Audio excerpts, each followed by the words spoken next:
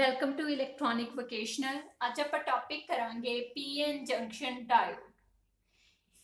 ਇਸ ਵੀਡੀਓ ਦੇ ਵਿੱਚ ਆਪਾਂ ਜੋ ਪੀਐਨ ਡਾਇਓਡ ਹੁੰਦਾ ਹੈ ਉਸਦੀ ਫਾਰਮੇਸ਼ਨ ਔਰ ਬਾਇਸਿੰਗ ਬਾਰੇ ਡਿਸਕਸ਼ਨ ਕਰਾਂਗੇ। ਇਸ ਟੌਪਿਕ ਨੂੰ ਸਮਝਣ ਦੇ ਲਈ ਜੋ ਲਾਸਟ ਵੀਡੀਓ ਸੀ ਜਿਸ ਦੇ ਵਿੱਚ ਪੀਐਨ ਟਾਈਪ ਮਟੀਰੀਅਲ ਬਾਰੇ ਦੱਸਿਆ ਗਿਆ ਸੀ ਉਹ ਵੀਡੀਓ ਨੂੰ ਜ਼ਰੂਰ ਦੇਖੋ, ਕਿਉਂਕਿ ਪੀਐਨ ਟਾਈਪ ਮਟੀਰੀਅਲ ਦਾ ਕੰਸੈਪਟ ਅਗਰ ਕਲੀਅਰ ਹੋਏਗਾ ਤਾਂ ਹੀ ਇਹ ਟੌਪਿਕ ਤੁਸੀਂ ਆਸਾਨੀ ਨਾਲ ਸਮਝ ਸਕਦੇ ਹੋ। ਸੋ ਹੁਣ ਆਪਾਂ ਸਟਾਰਟ ਕਰਦੇ ਹਾਂ। ਫਸਟ ਆਪਾਂ ਕਰਾਂਗੇ ਇਸ ਦੀ ਫਾਰਮੇਸ਼ਨ ਕਿ ਪੀਐਨ ਜੰਕਸ਼ਨ ਡਾਇਓਡ ਬਣਦਾ ਕਿੱਦਾਂ ਹੈ। ਮੋਸਟਲੀ ਇਸ ਨੂੰ ਪੀਐਨ ਡਾਇਓਡ ਹੀ ਕਿਹਾ ਜਾਂਦਾ ਹੈ। ਸਪੋਜ਼ ਆਪਾਂ ਇੱਕ ਪੀ ਟਾਈਪ ਮਟੀਰੀਅਲ ਲੈ ਲਿਆ। ਦੇਖੋ ਪੀ ਟਾਈਪ ਦੇ ਵਿੱਚ ਸਾਰੀਆਂ ਆਪਣੀਆਂ ਹੋਲਸ ਹੁੰਦੀਆਂ, ਹੋਲਸ ਪੋਜ਼ਿਟਿਵ ਚਾਰਜ ਹੁੰਦੀ ਹੈ। ਫਿਰ ਆਪਾਂ ਸਰਕਲ ਦੇ ਵਿੱਚ ਪੋਜ਼ਿਟਿਵ ਨਾਲ ਮੈਂਸ਼ਨ ਕਰਾਂਗੇ। ਹੋਲਸ ਸਾਡੀਆਂ ਮੈਜੋਰਿਟੀ ਹੁੰਦੀਆਂ, ਮੈਕਸਿਮਮ ਨੰਬਰ ਆਫ ਹੋਲਸ ਹੁੰਦੀਆਂ ਨੇ ਪੀ ਟਾਈਪ ਦੇ ਵਿੱਚ, ਲੇਕਿਨ ਕੁਝ ਇਲੈਕਟ੍ਰੋਨਸ ਵੀ ਹੁੰਦੇ ਨੇ ਜਿਹੜੇ ਐਜ਼ ਏ ਮਿਨੋਰਿਟੀ ਕੈਰੀਅਰਸ ਹੁੰਦੇ ਨੇ। ਇੱਕ ਦੋ ਜਾਂ ਦੋ ਤਿੰਨ ਨੂੰ ਤੁਸੀਂ ਨੈਗੇਟਿਵ ਇਲੈਕਟ੍ਰੋਨ ਸ਼ੋ ਕਰੋਗੇ ਤਾਂ ਕਿ ਡਾਇਗਰਾਮ ਤੋਂ ਪਤਾ ਲੱਗੇ ਕਿ ਮੈਜੋਰਿਟੀ ਹੋਲਸ ਨੇ, ਮਿਨੋਰਿਟੀ ਇਲੈਕਟ੍ਰੋਨਸ ਵੀ ਨੇ। ਇਧਰਲੀ ਸਾਈਡ ਆਪਾਂ ਐਨ ਟਾਈਪ ਲੈ ਲਿਆ। ਐਨ ਟਾਈਪ ਦੇ ਵਿੱਚ ਸਾਡੇ ਇਲੈਕਟ੍ਰੋਨਸ ਹੁੰਦੇ ਨੇ ਜਿਹੜੇ ਨੈਗੇਟਿਵਲੀ ਚਾਰਜ ਹੁੰਦੇ ਨੇ। ਅਸੀਂ ਸਰਕਲ ਦੇ ਵਿੱਚ ਨੈਗੇਟਿਵ ਨਾਲ ਮੈਂਸ਼ਨ ਕੀਤਾ ਹੈ। ਇਸ ਦੇ ਵਿੱਚ ਮੈਜੋਰਿਟੀ ਸਾਡੇ ਇਲੈਕਟ੍ਰੋਨਸ ਹੁੰਦੇ ਨੇ, ਲੇਕਿਨ ਕੁਝ ਹੋਲਸ ਵੀ ਹੁੰਦੀਆਂ ਨੇ ਜਿਨ੍ਹਾਂ ਨੂੰ ਅਸੀਂ ਮਿਨੋਰਿਟੀ ਕੈਰੀਅਰਸ ਕਹਿੰਦੇ ਆ। ਉਹ ਦੋ ਜਾਂ ਤਿੰਨ ਤੁਸੀਂ ਹੋਲਸ ਵੀ ਰਿਪਰੈਜ਼ੈਂਟ ਕਰੋਗੇ ਪਲੱਸ ਬਣਾ ਕੇ। ਹੁਣ ਇਹ ਤੁਹਾਡੇ ਪੀ ਤੇ ਐਨ ਟਾਈਪ ਮਟੀਰੀਅਲ ਨੇ। ਜਦੋਂ ਤੁਸੀਂ ਇਹਨਾਂ ਦੋਨਾਂ ਨੂੰ ਆਪਸ ਦੇ ਵਿੱਚ ਜੋੜੋਗੇ ਤਾਂ ਕੀ ਹੋਏਗਾ, ਇੱਕ ਜੰਕਸ਼ਨ ਬਣ ਜਾਏਗਾ। ਜੰਕਸ਼ਨ ਕਿੱਦਾਂ ਬਣੇਗਾ?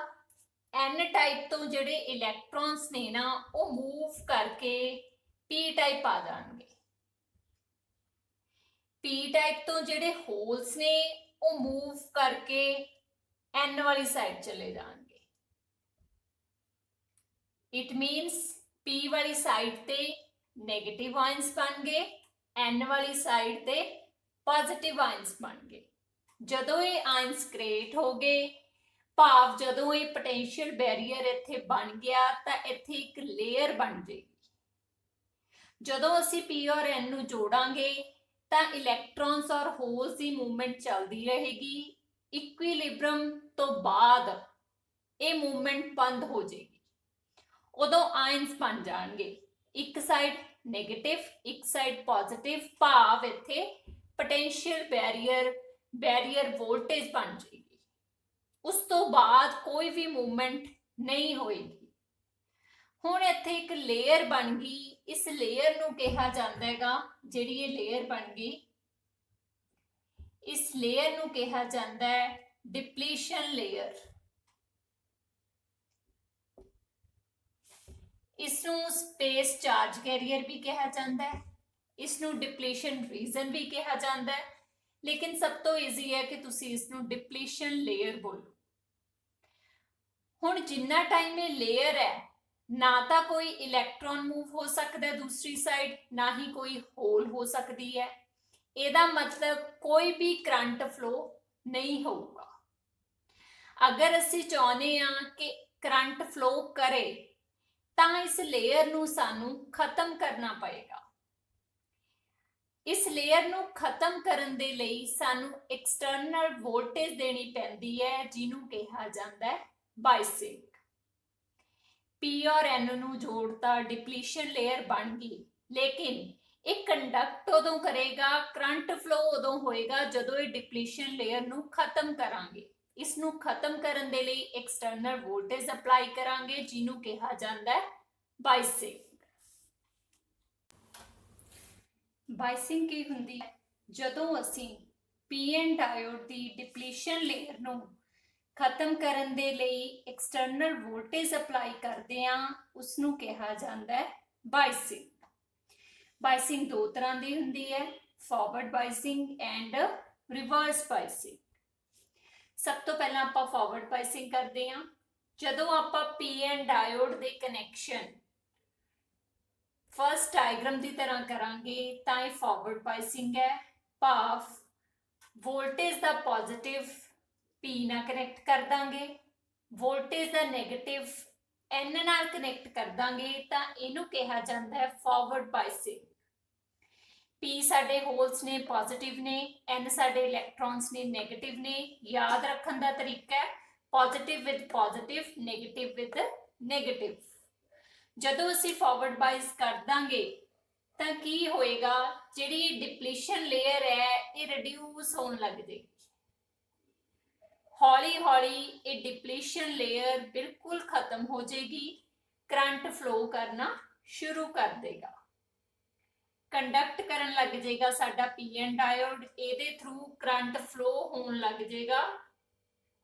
ਫਾਰਵਰਡ ਬਾਇਸਿੰਗ ਦੇ ਵਿੱਚ ਹੀ ਪੀਐਨ ਡਾਇਓਡ ਨੂੰ ਹਮੇਸ਼ਾ ਯੂਜ਼ ਕੀਤਾ ਜਾਂਦਾ ਹੈ। ਇਹਦੇ ਵਿੱਚ ਇੱਕ ਡੈਫੀਨੇਸ਼ਨ ਆਉਂਦੀ ਹੈ ਬ੍ਰੇਕਡਾਊਨ ਵੋਲਟੇਜ। ਅਸੀਂ ਜਦੋਂ ਐਕਸਟਰਨਲ ਵੋਲਟੇਜ ਅਪਲਾਈ ਕਰਨੀ ਸ਼ੁਰੂ ਕੀਤੀ ਤਾਂ ਹੌਲੀ ਹੌਲੀ ਇਹ ਡਿਪਲੀਸ਼ਨ ਲੇਅਰ ਘਟੂਗੀ। ਇੱਕ ਪਾਰਟਿਕੂਲਰ ਵੋਲਟੇਜ ਹੋਏਗੀ ਜਿੱਥੇ ਡਿਪਲੀਸ਼ਨ ਲੇਅਰ 0 ਹੋਏਗੀ, ਕੰਡਕਸ਼ਨ ਸ਼ੁਰੂ ਹੋਏਗੀ। ਉਹ ਵੋਲਟੇਜ ਨੂੰ ਕਿਹਾ ਜਾਂਦਾ ਹੈ ਬ੍ਰੇਕਡਾਊਨ ਵੋਲਟੇਜ। ਜਿਸ ਵੋਲਟੇਜ ਤੇ ਸਾਡਾ ਪੀਐਨ ਡਾਇਓਡ ਕੰਡਕਟ ਕਰਨਾ ਸ਼ੁਰੂ ਕਰਦਾ ਹੈ, ਬ੍ਰੇਕਡਾਊਨ ਹੁੰਦਾ ਹੈ, ਉਸ ਵੋਲਟੇਜ ਨੂੰ ਕਿਹਾ ਜਾਂਦਾ ਹੈ ਬ੍ਰੇਕਡਾਊਨ ਵੋਲਟੇਜ। ਸਿਲੀਕॉन ਲਈ ਉਹ ਵੋਲਟੇਜ ਹੁੰਦੀ ਹੈ 0.7 ਵੋਲਟ, ਜਰਮੇਨੀਅਮ ਲਈ ਉਹ ਹੁੰਦੀ ਹੈ 0.3 ਵੋਲਟ। ਬ੍ਰੇਕਡਾਊਨ ਵੋਲਟੇਜ ਇੰਨੀ ਵੋਲਟੇਜ ਤੇ ਕੰਡਕਟ ਕਰਨ ਲੱਗਦੇ ਨੇ। ਨੈਕਸਟ ਆਪਾਂ ਕਰਦੇ ਹਾਂ ਰਿਵਰਸ ਬਾਇਸਿੰਗ। ਜਦੋਂ ਅਸੀਂ ਐਕਸਟਰਨਲ ਵੋਲਟੇਜ ਦਾ ਨੈਗੇਟਿਵ ਸਾਡੇ P ਭਾਵ ਪੋਜ਼ਿਟਿਵ ਨਾਲ ਲਗਾਵਾਂਗੇ, ਵੋਲਟੇਜ ਦਾ ਪੋਜ਼ਿਟਿਵ ਸਾਡੇ ਨੈਗੇਟਿਵ ਨਾਲ ਲਗਾਵਾਂਗੇ ਤਾਂ ਸਾਡਾ ਡਾਇਓਡ ਰਿਵਰਸ ਬਾਇਸਿੰਗ ਦੇ ਵਿੱਚ ਕਨੈਕਟ ਹੋ ਜਾਏਗਾ। ਜਦੋਂ ਰਿਵਰਸ ਬਾਇਸਿੰਗ ਦੇ ਕਨੈਕਸ਼ਨ ਹੋ ਗਏ ਤਾਂ ਜਿਹੜੀ ਇਹ ਡਿਪਲੀਸ਼ਨ ਲੇਅਰ ਹੈ ਨਾ, ਇਹ ਹੋਰ ਇਨਕਰੀਜ਼ ਹੋਣ ਲੱਗ ਜਾਊਗੀ। ਇਹ ਡਿਪਲੀਸ਼ਨ ਲੇਅਰ ਦੀ ਵਿਡਥ ਇਨਕਰੀਜ਼ ਹੋਣ ਲੱਗ ਜਾਏਗੀ। ਜਦੋਂ ਇਹ ਡਿਪਲੀਸ਼ਨ ਲੇਅਰ ਦੀ ਵਿਡਥ ਇਨਕਰੀਜ਼ ਹੋਣ ਲੱਗ ਜਾਏਗੀ ਤਾਂ ਕੋਈ ਵੀ ਹੋਲ ਔਰ ਇਲੈਕਟ੍ਰॉन्स ਦੂਜੀ ਸਾਈਡ ਨਹੀਂ ਜਾ ਸਕਦੇ। ਇਟ ਮੀਨਸ ਕੋਈ ਵੀ ਕੰਡਕਸ਼ਨ ਨਹੀਂ ਹੋ ਸਕਦੀ। ਪਰ ਫਿਰ ਵੀ ਅਸੀਂ ਇਹ ਮੰਨਦੇ ਹਾਂ ਕਿ ਮਾਈਨਿਊਟ ਕਰੰਟ ਫਲੋ ਕਰਦਾ ਰਹਿੰਦਾ ਹੈ। ਉਸ ਮਾਈਨਿਊਟ ਕਰੰਟ ਨੂੰ ਕਿਹਾ ਜਾਂਦਾ ਹੈ ਲੀਕੇਜ ਕਰੰਟ। ਇਹ ਯਾਦ ਰੱਖਣਾ ਹੈ, ਰਿਵਰਸ ਬਾਇਸਿੰਗ ਦੇ ਵਿੱਚ negative with positive, positive with negative ਜੋੜੀਂਦਾ ਹੈ। ਰਿਵਰਸ ਬਾਇਸਿੰਗ ਦੇ ਵਿੱਚ ਕੋਈ ਕੰਡਕਸ਼ਨ ਨਹੀਂ ਹੁੰਦੀ, ਪਰ ਮਾਈਨਿਊਟ ਲੀਕੇਜ ਕਰੰਟ ਫਲੋ ਹੁੰਦਾ ਰਹਿੰਦਾ ਹੈ। ਉਸ ਨੂੰ ਰਿਵਰਸ ਕਰੰਟ ਵੀ ਕਿਹਾ ਜਾਂਦਾ ਹੈ। ਡਾਇਓਡ ਨੂੰ ਕਦੇ ਵੀ ਰਿਵਰਸ ਕੰਡੀਸ਼ਨਸ ਦੇ ਵਿੱਚ ਆਪਰੇਟ ਨਹੀਂ ਕਰੇਗਾ। ਅਗਰ ਅਸੀਂ ਲਗਾਤਾਰ ਰਿਵਰਸ ਬਾਇਸਿੰਗ ਚ ਇਹਨੂੰ ਵਰਤੀ ਜਾਵਾਂਗੇ ਤਾਂ ਇੱਕ ਵੋਲਟੇਜ ਇਹੀ ਜਿਹੀ ਆਏਗੀ ਜਿੱਥੇ ਸਾਡਾ ਡਾਇਓਡ ਸੜ ਜਾਏਗਾ, ਖਰਾਬ ਹੋ ਜਾਏਗਾ। ਉਹ ਵੋਲਟੇਜ ਜਿੱਥੇ ਸਾਡੇ ਡਾਇਓਡ ਦੇ ਸੜਨ ਜਾਂ ਖਰਾਬ ਹੋਣ ਦੇ ਚਾਂਸਸ ਹੁੰਦੇ ਨੇ, ਉਸ ਵੋਲਟੇਜ ਨੂੰ ਕਿਹਾ ਜਾਂਦਾ ਹੈ PIV, ਪੀਕ ਇਨਵਰਸ ਵੋਲਟੇਜ। ਉਹ ਮੈਕਸਿਮਮ ਵੋਲਟੇਜ ਜਿੱਥੇ ਤੱਕ ਸਾਡਾ ਡਾਇਓਡ ਸੇਫ ਹੈ, ਉਸ ਵੋਲਟੇਜ ਤੋਂ ਬਾਅਦ ਉਹ ਖਰਾਬ ਹੋ ਜਾਏਗਾ। ਉਸ ਵੋਲਟੇਜ ਨੂੰ ਕਿਹਾ ਜਾਂਦਾ ਹੈ PIV, ਪੀਕ ਇਨਵਰਸ ਵੋਲਟੇਜ। ਹੁਣ ਆਪਾਂ ਗੱਲ ਕਰਦੇ ਹਾਂ ਸਿੰਬਲ ਦੀ। ਅਸੀਂ ਡਾਇਓਡ ਦੇ ਲਈ ਸਿੰਬਲ ਯੂਜ਼ ਕਰਦੇ ਹਾਂ। ਟ੍ਰਾਇੰਗਲ ਸਾਡਾ ਪੋਜ਼ਿਟਿਵ ਹੈ, ਇਹ ਲਾਈਨ ਸਾਡਾ ਨੈਗੇਟਿਵ ਹੈ, ਇਸ ਨੂੰ ਐਨੋਡ ਕਿਹਾ ਜਾਂਦਾ ਹੈ ਔਰ ਇਸ ਨੂੰ ਕੈਥੋਡ। ਤੁਸੀਂ ਇਹ ਡਾਇਗਰਾਮ ਜਿਹੜੀ ਉੱਪਰ ਬਣਾਈ ਹੋਈ ਹੈ ਬਾਇਸਿੰਗ ਦੀ, ਇਹ ਡਾਇਓਡ ਲੈ ਕੇ ਵੀ ਬਣਾ ਸਕਦੇ ਹੋ। ਨੈਕਸਟ ਨੇ ਕਰੈਕਟਰਿਸਟਿਕਸ। ਕਰੈਕਟਰਿਸਟਿਕਸ ਨੂੰ VI ਕਰੈਕਟਰਿਸਟਿਕਸ ਵੀ ਕਿਹਾ ਜਾਂਦਾ ਹੈ। ਇੱਧਰ ਹੈ ਵੋਲਟੇਜ, ਇੱਧਰ ਹੈ ਕਰੰਟ। ਇਹ ਫਾਰਵਰਡ ਬਾਇਸ ਦੀਆਂ ਕਰੈਕਟਰਿਸਟਿਕਸ ਨੇ, ਇਹ ਰਿਵਰਸ ਬਾਇਸ ਦੀਆਂ। ਜਿਵੇਂ ਕਿ ਆਪਾਂ ਪੜ੍ਹਿਆ ਹੈ ਕਿ ਪਹਿਲਾਂ ਅਸੀਂ ਜਦੋਂ ਵੋਲਟੇਜ ਦਿੰਨੇ ਆ ਤਾਂ ਥੋੜਾ ਥੋੜਾ ਕਰੰਟ ਫਲੋ ਕਰਦਾ ਰਹਿੰਦਾ ਹੈ। ਇਲੈਕਟ੍ਰॉन्स ਔਰ ਹੋਲਸ ਇੱਕ ਦੂਸਰੇ ਸਾਈਡ ਜਾਂਦੇ ਰਹਿੰਦੇ ਨੇ, ਲੇਕਿਨ ਇੱਕ ਪਾਰਟਿਕੂਲਰ ਵੋਲਟੇਜ ਤੋਂ ਬਾਅਦ ਇੱਕਦਮ ਕੰਡਕਸ਼ਨ ਹੋਣ ਲੱਗ ਜਾਂਦੀ ਹੈ। ਉਹ ਵੋਲਟੇਜ ਜਿਸ ਤੇ ਬ੍ਰੇਕਡਾਊਨ ਹੁੰਦਾ ਹੈ, ਜਿਸ ਤੇ maximum conduction, maximum current flow ਕਰਦਾ ਹੈ ਪੀਐਨ ਡਾਇਓਡ ਦੇ ਵਿੱਚ, ਉਸ ਵੋਲਟੇਜ ਨੂੰ ਨੀ ਵੋਲਟੇਜ ਜਾਂ ਫਿਰ ਬ੍ਰੇਕਡਾਊਨ ਵੋਲਟੇਜ ਕਿਹਾ ਜਾਂਦਾ ਹੈ। ਇਹਨੇ ਰਿਵਰਸ ਕਰੈਕਟਰਿਸਟਿਕਸ।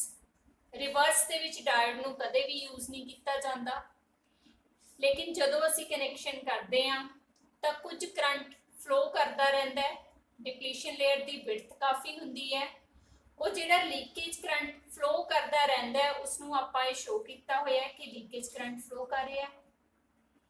एक वोल्टेज जिस तो बाद इसनूं ऑपरेट करन ते डायोड खराब हो सकता है, उस पर्टिकुलर वोल्टेज नूं कहा जाता है peak inverse voltage.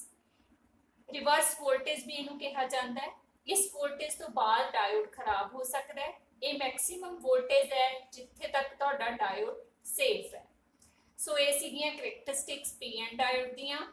Next video which आपां करांगे ज़ेनर डायोड। Thank you.